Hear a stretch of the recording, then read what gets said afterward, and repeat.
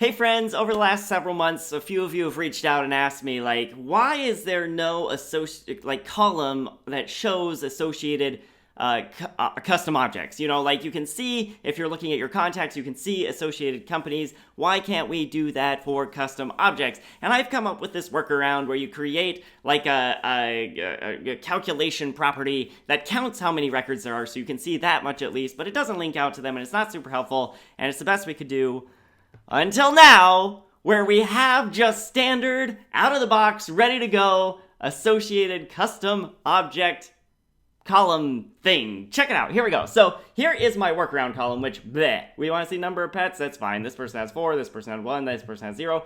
Not super helpful. But if we edit these columns, and if we just get rid of that, who needs that? Look, if we just search for associated, look, all of them, they're all here, all my custom objects and tickets and deals and companies. And look, if we replace my wonky number of associated pets thing with associated pets, look, we apply this, and ta-da! Look how much better this is. We're seeing names, they are links, and look, if there's a lot of them, it says how many there are, and if I click on it, I can see the individual pets here and click on them to go to them. This is so much better than what we've all been doing, and I'm not going to join the ranks of you who see a video like this and have to undo a workaround you put in place, but it's all good news. Let me know what you think. Let me know if you have any questions.